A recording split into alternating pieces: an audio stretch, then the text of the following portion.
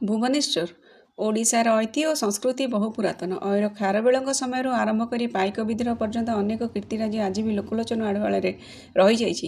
ଏହି ଐତିହ୍ୟ କୀର୍ତ୍ତିରାଜିକୁ ଖୋଜି ବାହାର କରିବା ସହ ସେସବୁର ଡାଟାବେସ୍ ପ୍ରସ୍ତୁତ କରିବା ସହ ସଂରକ୍ଷଣ ଓ ସୌନ୍ଦର୍ଯ୍ୟକରଣ ଉପରେ ଗୁରୁତ୍ୱ ଦେଇ ପର୍ଯ୍ୟଟନସ୍ଥଳୀ ଭାବେ ପରିଚିତ କରାଇବାର ଆବଶ୍ୟକତା ରହିଛି ବୋଲି ଲୋକସେବା ଭବନରେ ଅନୁଷ୍ଠିତ ଉଚ୍ଚସ୍ତରୀୟ ବୈଠକରେ ମତ ପ୍ରକାଶ ପାଇଛି।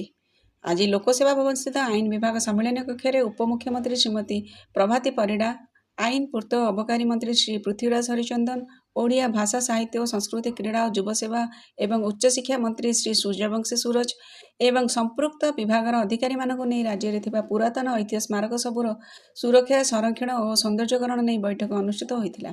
ଏଥିରେ ଯୋଗଦେଇ ଉପମୁଖ୍ୟମନ୍ତ୍ରୀ ଶ୍ରୀମତୀ ପରିଡ଼ା କହିଲେ ଯେ ଓଡ଼ିଶାର ଐତିହ୍ୟ ବହୁ ପୁରୁଣା। ଐର ଖାରବେଳଙ୍କ ସମୟ, ବୌଦ୍ଧ କୀର୍ତ୍ତିରାଜି, ଖଣ୍ଡଗିରି ଓ ଉଦୟଗିରି ଏବଂ ପାଇକ ବିଦ୍ରୋହ ସମୟର ଅନେକ ଐତିହ୍ୟ ସ୍ଥଳ ଲୁକାୟିତ ହୋଇ ପଡ଼ି ରହିଛି। ଏସବୁକୁ ହିସାବ କଲେ ଓଡ଼ିଶାରେ ଏହାର ସଂଖ୍ୟା 3000ରୁ ଅଧିକ ହେବ। ଏଥିରୁ 82ଟି କୀର୍ତ୍ତିରାଜିକୁ ଭାରତୀୟ ପ୍ରତ୍ନତାତ୍ତ୍ୱିକ ସଂସ୍ଥା ରକ୍ଷଣାବେକ୍ଷଣ କରୁଥିବା ବେଳେ 212ଟି ରାଜ୍ୟ ପ୍ରତ୍ନତାତ୍ତ୍ୱିକ ସଂସ୍ଥା ହାତରେ ରହିଛି। ତେବେ ବାକି ଥିବା ଐତିହ୍ୟ ସ୍ଥଳର ଉପଯୁକ୍ତ ରକ୍ଷଣାବେକ୍ଷଣ ସହ ପର୍ଯ୍ୟଟନ ଦୃଷ୍ଟିକୋଣରୁ ଏହାର ସୌନ୍ଦର୍ଯ୍ୟକରଣ ଆବଶ୍ୟକତା ରହିଛି। ତେଣୁ ଏହି କାର୍ଯ୍ୟକୁ ଆଗେଇ ନେବା ପାଇଁ ପର୍ଯ୍ୟଟନ, ସଂସ୍କୃତି ଓ ପୂର୍ତ୍ତ ବିଭାଗ ସମନ୍ୱୟରେ ଏକ ଟାସ୍କ ଫୋର୍ସ ଗଠନର ଆବଶ୍ୟକତା ଉପରେ ସେ ଗୁରୁତ୍ୱ ଦେଇଥିଲେ। ସେହିଭଳି ବୈଠକରେ ଆଇନ, ପୂର୍ତ୍ତ ଓ ଅବକାରୀ ମନ୍ତ୍ରୀ ଶ୍ରୀ ପୃଥ୍ୱୀରାଜ ହରିଚନ୍ଦନ କହିଲେ ଯେ ଶ୍ରୀଜଗନ୍ନାଥଙ୍କ ଦେଶ ଭାବେ ପରିଚିତ ଓଡ଼ିଆ ଐତିହ୍ୟ ଓ ସଂସ୍କୃତିର ଗନ୍ତାଘର।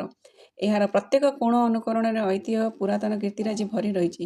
ଏହିସବୁ କୀର୍ତ୍ତିରାଜିର ସୁରକ୍ଷା ସହିତ ପାରିପାର୍ଶ୍ୱିକ ବିକାଶ ଓ ଭଲ ସଡ଼କ ଯୋଗାଯୋଗ ବ୍ୟବସ୍ଥା ମଧ୍ୟ ଜରୁରୀ। ଫଳରେ ଲୋକଲୋଚନ ଆଢ଼ୁଆଳରେ ଥିବା ଓଡ଼ିଶାର ଐତିହ୍ୟ ସ୍ଥଳୀକୁ ବିଶ୍ୱର ସବୁ ସ୍ଥାନକୁ ପର୍ଯ୍ୟଟନ ଆସିବାର ସମ୍ଭାବନା ସୃଷ୍ଟି ହୋଇପାରିବ। ସବୁ ପୁରାତନ ମନ୍ଦିରର ଜିଓ ଟ୍ୟାଗିଂ କରାଯିବା ସହ ଜଗନ୍ନାଥ ସଂସ୍କୃତି ସହ ଜଡ଼ିତ ବିଭିନ୍ନ କ୍ଷେତ୍ରର ଉନ୍ନତିକରଣ ହେବ। ଏଥିସହିତ ରାଜ୍ୟରେ ଥିବା ତାରାତାରିଣୀ ମନ୍ଦିରଠାରୁ ଆରମ୍ଭ କରି ବିରଜା କ୍ଷେତ୍ର ପର୍ଯ୍ୟନ୍ତ ସବୁ ଶକ୍ତିପୀଠକୁ ଯୋଡ଼ି ଏକ କରିଡର ନିର୍ମାଣ କରିବା ଉପରେ ସେ ଗୁରୁତ୍ୱ ଦେଇଥିଲେ।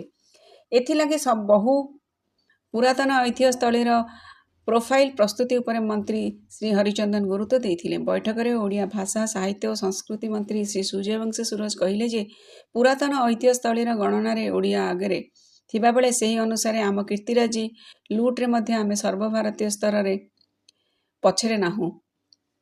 ଆମର ବହୁ କୀର୍ତ୍ତିରାଜି ବିଦେଶରେ କୋଟି କୋଟି ଟଙ୍କାରେ ବିକ୍ରି ହେଉଥିବାର ନଜିର ଅଛି। ତେବେ ଏହାର ସୁରକ୍ଷା ଭାର ଆମ ଉପରେ ରହିଛି। ତେଣୁ ପର୍ଯ୍ୟଟନ ସମ୍ଭାବନାକୁ ବୃଦ୍ଧି କରିବାକୁ ହେଲେ ସବୁ ଐତିହ୍ୟ କୀର୍ତ୍ତିରାଜିର ସୁରକ୍ଷା ଓ ସଂରକ୍ଷଣ ଉପରେ ଗୁରୁତ୍ୱ ଦେବାକୁ ପଡ଼ିବ। ଯଶସ୍ୱୀ ପ୍ରଧାନମନ୍ତ୍ରୀଙ୍କ 75ତମ ଜନ୍ମଦିବସକୁ ଦୃଷ୍ଟିରେ ରଖି ପ୍ରାଥମିକ ପର୍ଯ୍ୟାୟରେ ପର୍ଯ୍ୟଟନ ଦୃଷ୍ଟିରୁ ଗୁରୁତ୍ୱ ବହନ କରୁଥିବା ରାଜ୍ୟର 75ଟି ଐତିହ୍ୟ ସ୍ମାରକର ସୁରକ୍ଷା ପାଇଁ ପଦକ୍ଷେପ ନିଆଯିବା ଉପରେ ସେ ଗୁରୁତ୍ୱାରୋପ କରିଥିଲେ। ଏହି ବୈଠକରେ ଓଡ଼ିଆ ଭାଷା, ସାହିତ୍ୟ ଓ ସଂସ୍କୃତି ବିଭାଗ ସଚିବ ଡକ୍ଟର ବିଜୟ କେତନ ଉପାଧ୍ୟାୟ, ପର୍ଯ୍ୟଟନ ବିଭାଗର କମିଶନର ତଥା ଶାସନ ସଚିବ ଶ୍ରୀ ବଳବନ୍ତ ସିଂ, ସଂସ୍କୃତି ବିଭାଗ ସ୍ୱତନ୍ତ୍ର ଶାସନ ସଚିବ ଶ୍ରୀ ଦେବପ୍ରସାଦ ଦାସ, ଇଆଇସି ସିଭିଲ ସତ୍ୟବ୍ରତ ବେହେରା, ଓବିସିସିର ପରିଚାଳନା ନିର୍ଦ୍ଦେଶକ ଶ୍ରୀ ସମୀର ହୋତା, ମୁଖ୍ୟ ଯନ୍ତ୍ରୀ ବିଲ୍ଡିଂ 1ର ପ୍ରିୟବ୍ରତ ସାମନ୍ତରାୟ, ପୂର୍ତ୍ତ ବିଭାଗ ଉପଦେଷ୍ଟା ଜେକେ ଦାସ, ଏଏସ୍ଆଇ ସୁପରିଟେଣ୍ଡେଣ୍ଟ ଡିବି ଗଡ଼ନାୟକ ପ୍ରମୁଖ ଉପସ୍ଥିତ ଥିଲେ।